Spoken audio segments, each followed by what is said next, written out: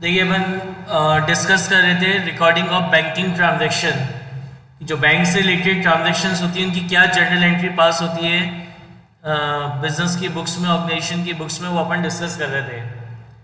तो फर्स्ट अपन ने डिस्कस किया था when cash is deposited into bank, when cash is deposited into bank तो आपकी एंट्री होगी bank account debit to cash account.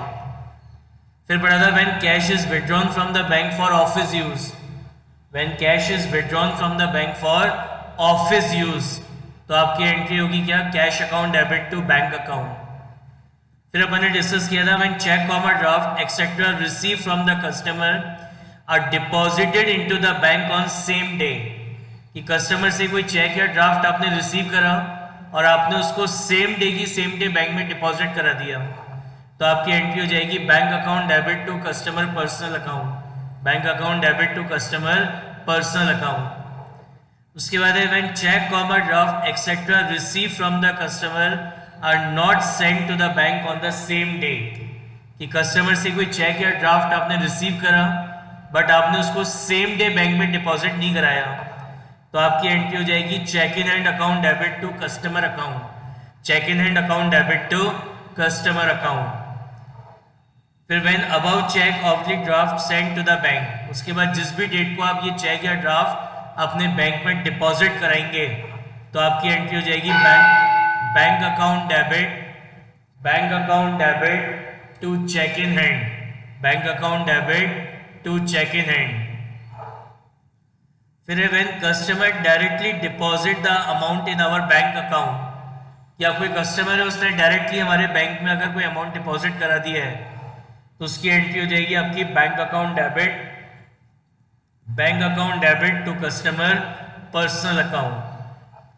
अब कस्टमर ने हमें जो चेक दिया था, कस्टमर से प्रीवियसली जो चेक रिसीव हुआ था, ये अगर डिसऑनर्ड हो जाता है, ये जो चेक प्रीवियसली कस्टमर से रिसीव हुआ था, ये चेक अगर हमारा डिसऑनर्ड हो जाता है तो अपन ये एंट्री क्या होगी, customer personal account debit to bank account, customer personal account debit to bank account.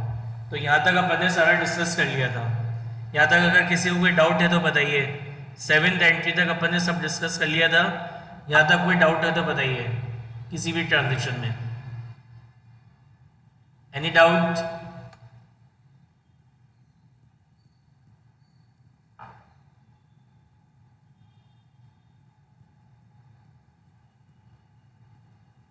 No, next देखिए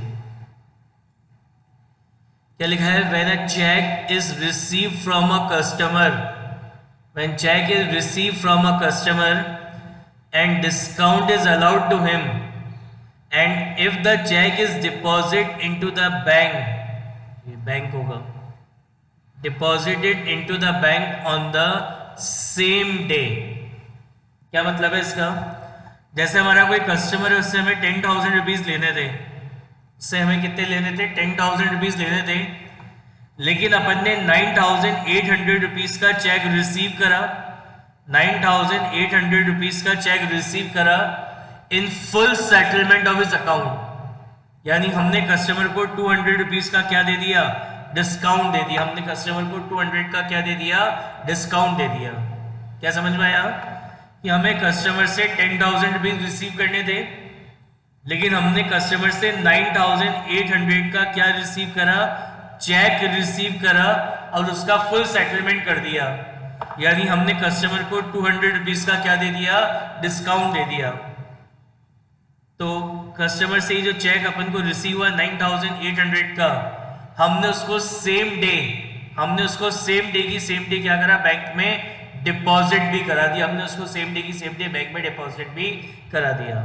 तो ये ट्रांजैक्शन है when cheque is receive from a customer, कि कस्टमर से चेक रिसीव हुआ, डिस्काउंट इज अलाउड, हमने कस्टमर को discount दिया, और ये जो चेक कस्टमर से रिसीव हुआ है it is deposited into the bank on the same day, और हमने उसको सेम डे की सेम डे क्या करा, बैंक में डिपॉजिट भी करा दिया।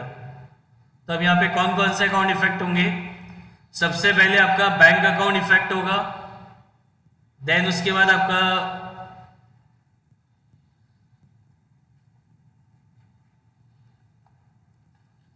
एक तो आपका बैंक अकाउंट इफेक्ट होगा, एक आपका डिस्काउंट अलाउड अकाउंट इफेक्ट होगा और एक आपका कस्टमर अकाउंट इफेक्ट होगा। बैंक क्या है? Bank is a personal account in nature. Bank is a personal account in nature. Rule होता है debit the receiver credit the giver. Debit the receiver credit the giver.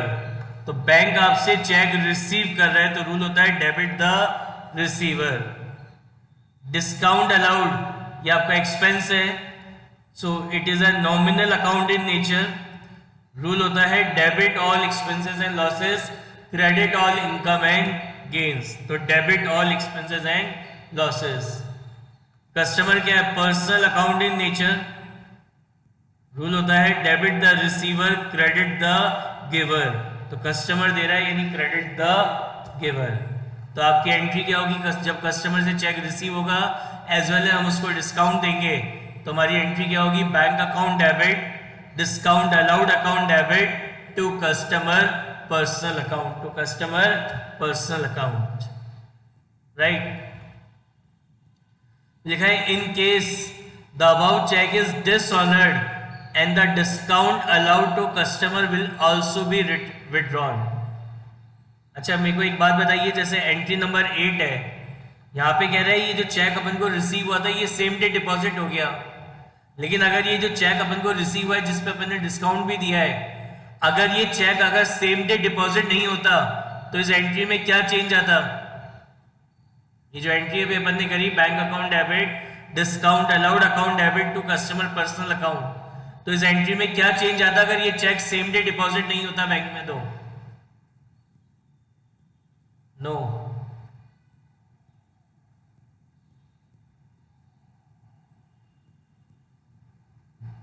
बताइए क्या change आएगा? ये check यहाँ पे सेम डे डिपॉजिट हो रहा है, अगर ये चेक सेम डे डिपॉजिट नहीं होता तो ये एंट्री में क्या चेंज आता?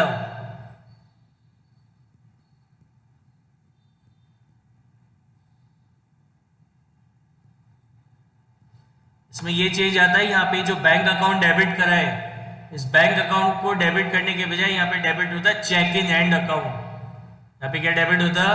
Check in hand account. यहाँ पे क्या होता? डेबिट होता है in place of bank account. ये चेंज होता अगर ये चेक सेम डे डिपॉजिट नहीं कराते, और बाद में जब भी ये चेक बैंक में डिपॉजिट होता तो एंट्री हो जाती है bank account debit to cheque in hand, bank account debit to cheque in hand. Next है in case the above cheque is dishonoured, ये जो चेक अभी आपने बैंक में डिपॉजिट कराया ये चेक अगर डिसऑनर्ड हो जाए तो उस केस में क्या एंट्री पास होगी? अगर ये चेक आपका डिसऑनर्ड हो जाता है, चेक डिसऑनर्ड हो गया मतलब चेक बाउंस हो गया, तो इसका मतलब मैंने आपको बताया था कि कस्टमर ने आपको जो चेक दिया तो जितने अमाउंट का चेक आपको कस्टमर ने दिया उतना अमाउंट उसके बैंक अकाउंट में नहीं है, तो इस केस में उसका चेक क्या होगा? डिसऑनर हो जाएगा, उसका चेक बाउंस हो जाएगा। तो अपन क्या एंट्री पास करेंगे कि कस्टमर से अपन अमाउंट मांगेंगे, तो कस्टमर को बनाएंगे अपनी बुक्स में अपना डेटर, कस्टमर को बनाएंगे अपनी बुक्स में अपना डेटर। उसके बाद जब आपने ये चेक बैंक में डिपॉजिट कराया था तो बैंक अकाउंट को यहाँ डेबिट किया था, तो यहाँ पे बैंक अकाउंट डेबिट करके अपनी बुक्स में बैंक बैलेंस इंक्रीज कर लिया, जबकि एक्चुअल में वो आनी है, तो उसको कम करने के लिए बैंक अकाउंट को कर देंगे क्रेडिट। और हमने कस्टमर को ये डिस्काउंट क्यों दिया था? क्योंकि कस्टमर ने हमें पेमेंट किया था, लेकिन अब पेमेंट तो रिसीव हुआ नहीं, तो इसलिए जो डिस्काउंट है ये भी अब उससे वापस ले लेंगे। तो ये जो डिस्काउंट अलाउड अकाउंट यहाँ पे डेबिट किया था वो डिस्काउंट अलाउड अकाउंट यहाँ पे क्या होगा? क्रेडिट हो जाएगा। तो अगर आपने कस्टमर को से कोई चेक रिसीव किया था जिसपे आपने उसको डिस्काउंट दिया था, वो चेक अगर आपका डिसऑनर्ड हो जाता है तो अपन एंट्री क्या पास करेंगे? Customer account debit, customer personal account debit to bank account and to discount allowed account. बताइए कोई डाउट किसी को यहाँ तक? Any doubt?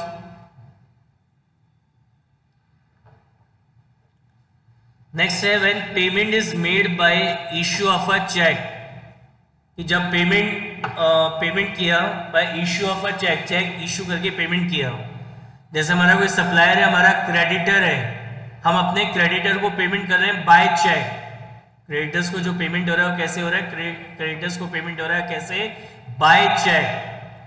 तो उस केस में क्या होगा, दो अकाउंट इफेक्ट होंगे, एक तो पर्सन अकाउंट और एक बैंक अकाउंट। ये जो पर्सन है ये आपका पर्सनल अकाउंट नेचर हो गया, it is a personal account in nature, and bank is also a personal account in nature. So personal account का रूल होगा debit the receiver credit the giver, debit the receiver credit the giver. तो bank इसको receive कर रहा है, debit the receiver, sorry ये जो जिस पर्सन को आपने चेक दिया है वो पर्सन आपसे चेक रिसीव कर रहा है, तो रूल होता है debit the receiver credit the giver. तो पर्सन चेक रिसीव कर रहा है तो डेबिट द रिसीवर, इसलिए बैंक अकाउंट तो हो गया डेबिट। बैंक अकाउंट भी पर्सनल अकाउंट नेचर है। अब आपने सामने वाले अपने क्रेडिटर को पेमेंट कैसे करा, चेक से, यानी अब ये पेमेंट कौन करेगा, बैंक करेगा। तो रूल क्या होता है, debit the receiver credit the giver. तो बैंक पेमेंट कर रहा है यानी क्रेडिट द गिवर। तो एंट्री हो जाएगी person account debit, personal account debit to bank account, personal account debit to bank account. Next, when expenses are paid by the issue of check, कि आपको एक एक्सपेंसेस है जिसका पेमेंट अपन को करना है, जैसे आपको सैलरी पे करनी है, रेंट पे करना है, ठीक है ना, इलेक्ट्रिसिटी का बिल पे करना है, तो जो भी एक्सपेंसेस हैं इन सबका पेमेंट आपने कैसे करा, बाय चेक। इन सबका पेमेंट आपने कैसे करा, बाय चेक। आपने स्टाफ को सैलरी दी, बाय चेक। आपने अपना रेंट पे करा, कैसे रेंट पे करा, बाय चेक। तो उस केस में क्या एंट्री पास होगी, एक तो आपका एक्सपेंस अकाउंट इफेक्ट होगा, एक तो आपका एक्सपेंस अकाउंट इफेक्ट होगा और एक आपका बैंक अकाउंट इफेक्ट होगा। तो ये जो एक्सपेंसेस हैं, ये एक्सपेंस अकाउंट जो है, सारे एक्सपेंसेस कौन से नेचर के होते हैं, नॉमिनल अकाउंट। तो ये एक्सपेंस तो आपका नॉमिनल अकाउंट हो गया। बैंक आपका क्या हो गया, पर्सनल अकाउंट। बैंक आपका कौन सा नेचर हो गया, पर्सनल अकाउंट। तो ये जो एक्सपेंस अकाउंट है, ये आपका जो भी एक्सपेंसेस है, रेंट है तो रेंट अकाउंट आएगा, आपने सैलरी पे करी तो सैलरी अकाउंट आएगा। तो ये जो भी एक्सपेंस है, सारे एक्सपेंसेस नॉमिनल अकाउंट नेचर के होते हैं। और नॉमिनल अकाउंट का रूल होता है debit all expenses and losses, credit all income and gains. तो रूल होता है debit all expenses and losses. Bank है पर्सनल अकाउंट नेचर, रूल है debit the receiver credit the giver. तो बैंक पेमेंट कर रहा है यानी credit the giver, credit the giver. तो आपकी एंट्री हो जाएगी expense account debit to bank account, expense account debit to bank account.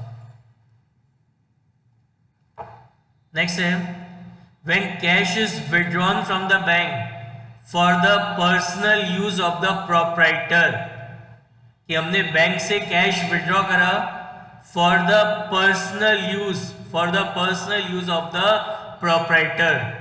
मतलब ये आपकी क्या हो गई, ड्राइंग्स हो गई, ये आपकी क्या हो गई, ड्राइंग्स हो गई। तो दो अकाउंट इफेक्ट होंगे, एक तो आपका ड्राइंग अकाउंट, ये आपका पर्सनल अकाउंट नेचर है। उसके बाद बैंक अकाउंट, ये भी आपका पर्सनल अकाउंट नेचर है, ये भी आपका पर्सनल अकाउंट नेचर है। तो drawing is a personal account, rule होता है debit the receiver credit the giver. तो आपका जो ओनर है, बिजनेस का जो ओनर है, वो बैंक से अमाउंट रिसीव कर रहा है, तो रूल क्या होता है, डेबिट द रिसीवर। बैंक आपका क्या है, पर्सनल अकाउंट नेचर, रूल होता है debit the receiver credit the giver.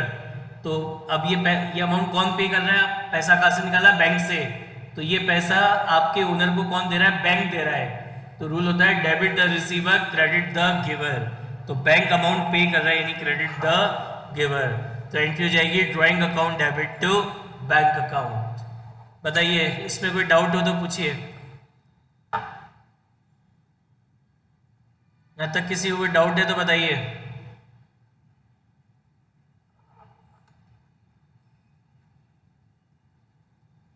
Next, when bank charges interest, तो मैंने आपको बताया था बैंक आपको फैसिलिटी प्रोवाइड करवाता है, ओवरड्राफ्ट फैसिलिटी।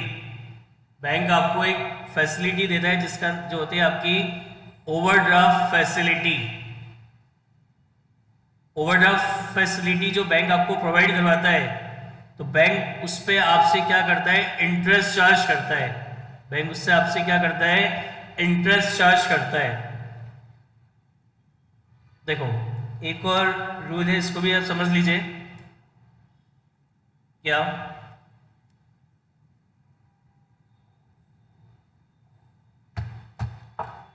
क्या रूल है कि बैंक के पास ये पूरी पावर होती है, बैंक के पास ये पूरी पावर होती है कि वो किसी भी टाइम आपके अकाउंट में से वो जो भी उसका अमाउंट बनता है वो विड्रॉ कर सकता है, और कभी भी आपके अकाउंट में क्या कर सकता है, अमाउंट डिपॉजिट करा सकता है। मतलब कि अगर सपोज करो बैंक को अगर आपसे कुछ लेना है, जैसे बैंक को आपसे इस ओवरड्राफ्ट पे इंटरेस्ट चार्ज करना है, तो बैंक आपको कोई मैसेज करके मेल करके आपको बुलाएगा नहीं, आपको इन्फॉर्म नहीं करेगा कि आपने वो जो ओवरड्राफ्ट फैसिलिटी ले रखी थी उस पर इतने अमाउंट का इंटरेस्ट बन गया तो लाओ उस इंटरेस्ट को डिपॉजिट कराओ। ऐसा नहीं होगा। जो भी बैंक का इंटरेस्ट बनता है बैंक सीधे आपके अकाउंट में से उसको क्या करेगा, विड्रॉ कर लेगा। जैसे याद करिए, मैंने आपको बताया था कि जैसे मेरा अकाउंट खुला है कहाँ पे, HDFC बैंक में। मेरा अकाउंट है HDFC बैंक में। इस HDFC बैंक में मेरा करंट अकाउंट है। तो अगर मैंने बैंक ओवरड्राफ्ट कर रखा है, मैंने ओवरड्राफ्ट फैसिलिटी ले रखी है, तो उस जितना भी अमाउंट का मैंने ओवरड्राफ्ट कर रखा है बैंक, ये HDFC बैंक उस पर मुझसे क्या करेगा, इंटरेस्ट चार्ज करेगा। ये जो HDFC बैंक है उससे मुझसे क्या करेगा, इंटरेस्ट चार्ज करेगा। तो मेरे को इन्फॉर्म करके भिजवा के मेरे को बुलाएगा नहीं कि लाओ ये आपका इतने रुपए का इंटरेस्ट बनता है तो लाओ उसको डिपॉजिट कराओ। जो भी इंटरेस्ट का अमाउंट होगा, this interest amount is withdrawn from this current account. तो ये जो भी आपका करंट अकाउंट है उस करंट अकाउंट में से वो इंटरेस्ट का अमाउंट क्या करेगा, विड्रॉ कर लेगा। इस करंट अकाउंट में से अपने इंटरेस्ट का अमाउंट वो क्या करेगा, विड्रॉ कर लेगा। ठीक है ना। तो बैंक के पास ये पूरी पावर है कि आपके उसका अगर कोई भी अमाउंट अगर आपसे ड्यू होता है, बैंक का कोई भी अमाउंट अगर ड्यू चल रहा है, तो बैंक अपना अमाउंट सीधे आपके अकाउंट से विड्रॉ कर लेगा। वो आपसे इसके लिए पूछेगा भी नहीं कि आपके अकाउंट में से ही निकाल दूं क्या, वो निकाल लेगा। इतना पावर बैंक के पास होता है। तो अगर आपने जो ओवरड्राफ्ट फैसिलिटी ले रखी है उस पर अगर बैंक ने आपसे इंटरेस्ट चार्ज करा तो उसकी क्या एंट्री होगी, एक तो आपका इंटरेस्ट अकाउंट इफेक्ट होगा और एक बैंक। तो ये जो इंटरेस्ट है ये interest is charge by the bank. Bank ने ये इंटरेस्ट आपसे चार्ज करा है, आपसे लिया है, तो आपके लिए जो इंटरेस्ट है, आपके लिए जो इंटरेस्ट है ये आपका एक्सपेंस है। So it is a nominal account in nature and bank is a personal account, and bank is a personal account. तो नॉमिनल अकाउंट है। क्या रूल होता है इसका, debit all expenses and losses, credit all income and gains. तो rule होता है debit all expenses and losses. तो ये तो हो जाएगा आपका डेबिट। बैंक आपका क्या है, personal account in nature. Rule होता है debit the receiver, credit the giver. तो बैंक दे रहा है, बैंक अभी आपका ये जो करंट अकाउंट है, ये करंट अकाउंट आपको आपके HDFC बैंक को इंटरेस्ट का अमाउंट दे रहा है। याद करिए, मैंने आपको बताया था कि जब भी अपन यहाँ पे बैंक अकाउंट की बात करेंगे तो मैं HDFC बैंक की बात नहीं कर रहा, मैं अपने इस करंट अकाउंट की बात कर रहा हूँ। तो मेरा जो करंट अकाउंट है वो HDFC बैंक को क्या पे कर रहा है, इंटरेस्ट पे कर रहा है। तो रूल क्या कहता है, debit the receiver, credit the giver. तो HDFC बैंक ने क्या पे करा, इंटरेस्ट पे करा। तो रूल कहता है क्रेडिट द गिवर। तो ये बैंक अकाउंट यहाँ पे हो जाएगा क्या, क्रेडिट। सिमिलरली क्या कह रहा है नेक्स्ट बताइए, इसमें किसी को कोई डाउट ट्रांजेक्शन नंबर 13 में, any doubt in transaction number 13? Sir please explain it again. मैंने आपको बताया व्हेन बैंक चार्जेस इंटरेस्ट, क्या मतलब है इसका, इसका मतलब है कि बैंक ने आपसे इंटरेस्ट चार्ज करा। तो बैंक इंटरेस्ट टाइप पे चार्ज करता है जनरली, या तो आपने बैंक से कोई लोन ले रखा होगा उस पर, या फिर बैंक से अगर आपने ओवरड्राफ्ट फैसिलिटी ले रखी है तो उस ओवरड्राफ्ट जितना भी ओवरड्राफ्ट का अमाउंट है बैंक उस पर आपसे क्या करेगा, इंटरेस्ट चार्ज करेगा। तो मैंने आपको बताया कि अगर बैंक को अगर आपसे कोई भी अमाउंट अगर लेना है तो वो आपको इन्फॉर्म करके आपको बुलाएगा नहीं और कहेगा नहीं आपको कि अमाउंट अपने यहाँ पे डिपॉजिट कराओ, ये जितना भी इंटरेस्ट का अमाउंट इसको डिपॉजिट कराओ, ऐसा बैंक आपको बोलेगा नहीं। जो भी इंटरेस्ट का अमाउंट बनेगा ये बैंक आपके इस करंट अकाउंट में से निकाल लेगा। तो बैंक के पास ये पूरी पावर है कि वो आपके अकाउंट में से जो भी जैसे मेरा अकाउंट अगर HDFC बैंक में, मेरा करंट अकाउंट अगर HDFC बैंक में है, तो HDFC बैंक के पास पूरी पावर है कि वो इस मेरे करंट अकाउंट में से कोई भी अमाउंट विड्रॉ कर सकता है, जो भी लीगल अमाउंट, ड्यू अमाउंट उसका बनता है वो अमाउंट इस करंट अकाउंट से विड्रॉ कर सकता है बिना मुझसे पूछे। तो बैंक को मेरे इस लोन पे या जो ओवरड्राफ्ट मैंने ले रखा है उस पे बैंक को मुझसे इंटरेस्ट चार्ज करना था। कैसे करा? जो भी इंटरेस्ट का पैसा था वो इस करंट अकाउंट में से निकाल लिया। वो जो करंट अकाउंट आपका यहाँ पे बैंक में ओपन था उसमें से विड्रॉ कर लिया। तो अब इसको रिकॉर्ड करने की एंट्री क्या होगी? एक तो इंटरेस्ट अकाउंट इफेक्ट हुआ एक बैंक, तो इंटरेस्ट आपका एक्सपेंस है, it is a nominal account in nature. Rule होता है debit all expenses credit all income. तो ये जो इंटरेस्ट है ये बैंक आपसे चार्ज कर रहा है तो it is your expense. Expense है तो नॉमिनल अकाउंट, और नॉमिनल अकाउंट का रूल होता है debit all expenses and losses. That's why this interest account is debiting. What about bank? Bank is a personal account in nature. Rule होता है debit the receiver credit the giver. तो आपका ये जो current account है, ये current account HDFC bank को क्या कर रहा है? इंटरेस्ट पे कर रहा है। तो रूल होता है debit the receiver credit the giver. तो आपके करंट अकाउंट होल्डर जो आपका करंट अकाउंट है वो आपके बैंक को इंटरेस्ट पे कर रहा है, तो रूल क्या कहता है? Credit the giver. तो आपका करंट अकाउंट दे रहा है तो क्रेडिट द गिवर, इसलिए बैंक अकाउंट आपका हो गया क्रेडिट। इसको एक और तरीके से अपन देख सकते हैं अकॉर्डिंग टू मॉडर्न अप्रोच कि बैंक आपका बैंक अकाउंट जब इंटरेस्ट पे करेगा आपके बैंक को तो उससे आपका बैंक बैलेंस कम हो जाएगा। Bank balance is your asset, और एसेट की वैल्यू जब बिजनेस में डिक्रीज होती है तो उसको अपन क्रेडिट करते हैं, इसलिए यहाँ पे बैंक अकाउंट आपका क्रेडिट हो गया। बताइए समझ में आया क्या? अब क्लियर है? Yes, sir.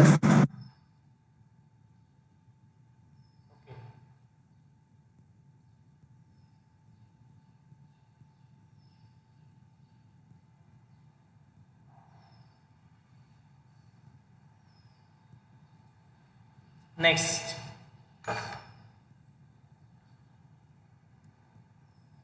is when interest is allowed by the bank।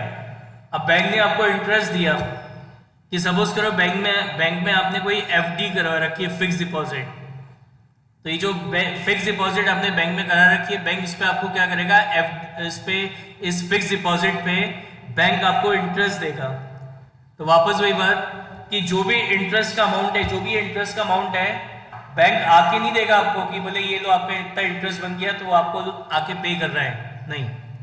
जो भी इंटरेस्ट का अमाउंट होगा, जैसे वही सेम एग्जांपल कि मेरा अकाउंट कहाँ पे है? एचडीएफसी बैंक में है। मेरा अकाउंट कहाँ पे है? एचडीएफसी बैंक में। इस एचडीएफसी बैंक में मेरा करंट अकाउंट है। मैंने इस एचडीएफसी बैंक में एफडी करवा रखी है, तो इस एफडी पे बैंक मेरे को इंटरेस्ट देगा। तो कैसे देगा? जो भी इंटरेस्ट का पैसा है बैंक इस करंट अकाउंट में क्या करेगा? ट्रांसफर कर देगा। मेरे को बुला के मेरे को हाथ में नहीं देगा कि लो आपका इंटरेस्ट लो, नहीं। जो भी इंटरेस्ट का अमाउंट बनेगा वो इस करंट अकाउंट में वो ट्रांसफर कर देगा। तो उस केस में एंट्री क्या होगी? एक तो आपका बैंक अकाउंट इफेक्ट होगा, और बैंक से आप क्या रिसीव कर रहे हो? इंटरेस्ट रिसीव कर रहे हो, तो इसलिए इंटरेस्ट अकाउंट इफेक्ट होगा। बैंक आपका क्या है? Personal account in nature. तो रूल होता है debit the receiver credit the giver. इस करंट अकाउंट के पॉइंट ऑफ व्यू से सोच के बताना। तो यहाँ पे जो करंट अकाउंट है ये बैंक से क्या कर रहा है? इंटरेस्ट रिसीव कर रहा है। एचडीएफसी बैंक इस करंट अकाउंट को इंटरेस्ट दे रहा है, इस करंट अकाउंट में इंटरेस्ट ट्रांसफर करा, यानी इस करंट अकाउंट ने बैंक से इंटरेस्ट रिसीव करा है। तो रूल कहता है debit the receiver credit the giver. तो आपका करंट अकाउंट आपके बैंक से इंटरेस्ट रिसीव कर रहा है, तो रूल होता है debit the receiver. That's why यहाँ पे बैंक अकाउंट डेबिट हुआ। एंड दिस इंटरेस्ट, तो ये इंटरेस्ट आप बैंक से रिसीव कर रहे हो तो ये आपकी इनकम है, so it is a nominal account in nature. और नॉमिनल अकाउंट का क्या रूल होता है? Debit all expenses and losses credit all income and gains. तो credit all income and gain. तो अगर बैंक आपको अगर कोई इंटरेस्ट दे रहा है तो उसकी एंट्री क्या होगी? बैंक इंटरेस्ट को रिसीव करने की bank account debit to interest account. बताइए समझ में आया 14th entry? Any doubt in entry number 14?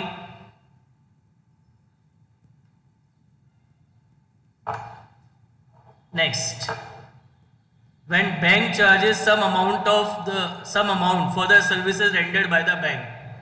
आज आपको बैंक बहुत सारी फैसिलिटीज प्रोवाइड करवाता है, net banking, mobile banking, SMS facility, locker facility, demat account facility, बहुत बहुत सारी फैसिलिटीज बैंक आपको प्रोवाइड करवाता है। तो बैंक आपको ये जो फैसिलिटीज दे रहा है ये कोई फ्री ऑफ कॉस्ट नहीं होती। सब फैसिलिटीज के बदले में बैंक कुछ ना कुछ आपसे नॉमिनल चार्जेस चार्ज करता है। तो बैंक ने आपको जो भी फैसिलिटीज दी है उसके लिए बैंक को अगर आपसे कोई बैंक चार्जेस अगर चार्ज करने हैं तो बैंक को बैंक चार्जेस कैसे चार्ज करेगा? अभी मैंने आपको बताया कि अगर बैंक को अगर आपसे कोई भी अमाउंट अगर लेना है कैसे लेगा? आपको बुला के नहीं, आपको इन्फॉर्म करके आपको बुला के आपसे नहीं लेगा। जो भी अमाउंट उसको लेना है वो में से निकाल लेगा। अगर HDFC बैंक ने अगर आपको कोई फैसिलिटी दी है, कोई सर्विसेज दी है और सर्विसेज के बदले में अगर HDFC बैंक को आपसे कुछ चार्ज करना है, कैसे चार्ज करेगा? जो भी उसका बैंक चार्जेस चार्ज होंगे वो इस करंट अकाउंट में से वो क्या करेगा? विड्रॉ कर लेगा। तो क्या एंट्री होगी? एक तो बैंक चार्जेस अकाउंट इफेक्ट होगा, एक बैंक अकाउंट इफेक्ट होगा। ये जो बैंक चार्जेस हैं, this bank charges is a expense, तो ये नॉमिनल अकाउंट हो गया, it is a nominal account in nature. And ये जो बैंक है ये आपका पर्सनल अकाउंट होता है। तो बैंक चार्जेस आपका एक्सपेंस है, नॉमिनल अकाउंट रूल होता है debit all expense, credit all income and gains. तो डेबिट ऑल एक्सपेंस, तो बैंक चार्जेस अकाउंट तो हो गया डेबिट। बैंक आपका क्या है? Personal account in nature, rule होता है debit the receiver credit the giver. तो आपका ये जो करंट अकाउंट है ये बैंक को इंटरेस्ट दे रहा है। तो मैंने अभी आपको बताया जहां पे भी बैंक अकाउंट हो रहा है मतलब आपके इस करंट अकाउंट की बात हो रही है। तो आपका करंट अकाउंट आपके बैंक को ये बैंक चार्जेस पे कर रहा है। तो रूल क्या कहता है? Debit the receiver credit the giver. तो बैंक आपका करंट अकाउंट दे रहा है तो रूल कहता है क्रेडिट द गिवर, तो इसलिए आपका बैंक अकाउंट हो जाएगा क्रेडिट। तो एंट्री क्या होगी? Bank charges account debit to bank account. Yes, any doubt? Sir yes. Sir जिस भी बैंक में अपनी एफडी होती है उसमें करंट अकाउंट बनाना कंपलसरी है क्या? नहीं, तो सर जो इंटरेस्ट मान लो अपन ने एफडी खुलवाई तो उसमें जो इंटरेस्ट अपन को बैंक पे करेगा वो कहाँ पे करेगा? तो अगर वहाँ पे बैंक में आपका सेविंग अकाउंट होगा तो सेविंग अकाउंट में देगा, और अगर आपका वहाँ पे सेविंग अकाउंट नहीं है तो एक ऑप्शन होता है वो इंटरेस्ट उस एफडी अमाउंट में एक्यूमुलेट हो जाता है। मतलब ओके सर। जैसे सपोज करो आपका एफडी आपने कराई 1 लाख रुपीज़ की, उस पर बैंक आपको एवरी ईयर 10% या 6% इंटरेस्ट देगा। तो 1 लाख का 6% होता है 6000। तो सेकेंड वो अगर आपका अकाउंट नहीं है और उसमें आपने एफडी कराई है तो उसमें आपका जो इंटरेस्ट है वो एक्यूमुलेट हो जाएगा। मतलब ये आप अगले साल आपको 1,06,000 पे इंटरेस्ट मिलेगा। और जनरली यहाँ पे आपके सेविंग अकाउंट होते हैं या करंट अकाउंट होते हैं, वहीं हम जनरली बैंक्स में एफडी कराते हैं। ओके। प्रैक्टिकली नहीं होता कि आपका किसी बैंक में अकाउंट नहीं है वहां जाके आप एफडी कराओ। ठीक है, बताइए समझ में आ गई बात?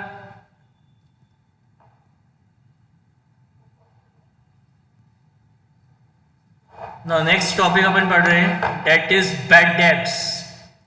क्या होते हैं? What is bad debts? कि जैसे कोई कस्टमर है जिसको हमने क्रेडिट सेल करी थी, उसने हमें प्रॉमिस किया था कि आफ्टर 1 मंथ और 2 मंथ और 10 डेज और 15 डेज बाद क्या करेगा? पेमेंट कर देगा। अब जितना भी टाइम पीरियड बाद उसने पेमेंट करने के लिए बोला था उतने टाइम पीरियड बाद हम उसके पास गए, हमने कहा लाओ पेमेंट करो। तो पता चला ये जो हमारा कस्टमर है ये तो इंस्टॉलमेंट हो गया। क्या हो गया? बैंकक्रप्ट हो गया, इंसॉल्वेंट हो गया। ठीक है ना? तो जब कोई कस्टमर आपका बैंकक्रप्ट या इंसॉल्वेंट हो जाता है तो उस केस में जो कोर्ट होता है, आपका जो कोर्ट होता है वो आपका सेटलमेंट करेगा। कोर्ट क्या करेगा? इसकी पर्सनल प्रॉपर्टी को बेचेगा और पर्सनल प्रॉपर्टी सेल करके जो भी अमाउंट मिलेगा इस कस्टमर ने जिन जिन लोगों से लोन ले रखा है उन सब में वो प्रोपोर्शनली बांट देगा। और कोर्ट बोलेगा भी जिसको जो मिल गया वो मिल गया और जो नहीं मिला वो अब कभी नहीं मिलने वाला। अब वो इस कस्टमर से आप रिकवर नहीं कर सकते। तो ये जो अमाउंट अब आप कस्टमर से रिकवर नहीं कर पाओगे अब कभी भी, क्योंकि ये कस्टमर इंसॉल्वेंट हो चुका है, वो अमाउंट आपका क्या कहलाता है? Bad debts. एक ऐसा अमाउंट जो आप कस्टमर से आप कभी भी रिकवर नहीं कर पाएंगे, बिकॉज आपके कस्टमर क्या हुआ? या तो इंसॉल्वेंट हो गया या सपोज करो आपके कस्टमर की डेथ हो गई, कस्टमर अब है ही नहीं, डेथ होगी तो किससे लोगे पैसा? किसी से नहीं ले सकते। तो अगर आपका कस्टमर इंसॉल्वेंट हो जाए, कस्टमर की डेथ हो जाए, उसके बाद अगर वो अमाउंट, यानी अब आप वो अमाउंट आप कस्टमर से रिकवर कर ही नहीं पाओगे, तो वो आपका क्या कहलाएगा, बैड डेब्ट्स। उसको अकाउंटिंग लैंग्वेज में क्या बोलते हैं, बैड डेब्ट्स। तो बैड डेब्ट्स का मतलब होता है एक ऐसा अमाउंट जो अब हमें कभी भी एक ऐसा अमाउंट जो कस्टमर से अब कभी भी रिकवर होने वाला नहीं है, उसको बोलते हैं बैड डेब्ट्स। तो उस बैड डेब्ट्स को रिकॉर्ड करने की एंट्री क्या होगी, ये जो बैड डेब्ट्स है ये आपका लॉस है। So all losses and expenses are nominal account in nature. तो रूल होता है debit all expense, credit all income. तो डेबिट ऑल एक्सपेंस, ये जो डेटर्स हैं ये आपके असेट होते हैं। तो आपके जो डेटर का नाम का असेट है वो उसकी वैल्यू कम हो गई, डेटर जो था उसकी वैल्यू 0 हो गई। तो बिजनेस में जब असेट की वैल्यू कम होती है तो उसको अपन क्या करते हैं, क्रेडिट। तो बैड डेब्ट्स को रिकॉर्ड करने की एंट्री क्या होगी, bad debts account debit to debtor, bad debts account debit to debtor. Clear? बताइए कोई डाउट किसी को?